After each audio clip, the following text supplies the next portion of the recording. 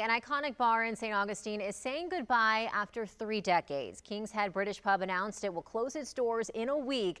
Our Zach Wilcox took a trip down there to see what's on tap for the last few days.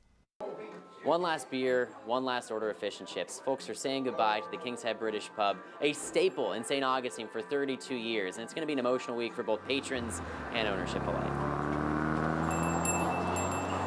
When I met Gisela online, it was like, I'm going to bring you somewhere British just because it makes me feel at home and I'll be more comfortable doing that. 5 years later, and Tim and Gisela Taylor are married. King's Head British Pub was the site of their first date, their first anniversary, and a spot that will always have a place in their relationship.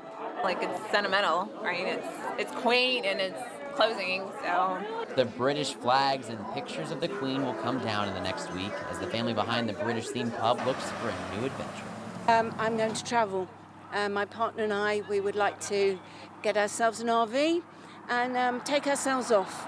Perhaps go and see some of the things that I see pictures of.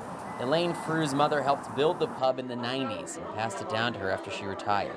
Before Frew can be off to see the country, she has to get through an emotional week, seeing some familiar faces one last time. We had no idea.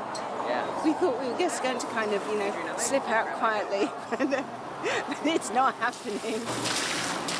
Since making the closing announcement, the pub has been so busy the cooks ran out of food to make, and they even started running out of beer.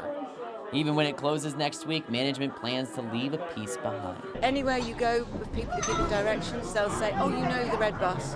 Yes, I know the double-decker bus. Everybody knows the double-decker bus. That hopefully will be staying where it is so that people won't get lost. The Taylors will take another trip to the pub later this week to decide between their favorite dishes one more time. The fish and chips are good, but I also like the shepherd's pie. The English breakfast. They do it once a month, yeah. The pub won't pour its last beer until next Sunday, so you still have some time to come and say goodbye, but ownership is recommending you go ahead and call ahead first, make some reservations because of how busy they've been since they made the announcement. In St. Augustine, Zach Wilcox, First Coast News, on your side.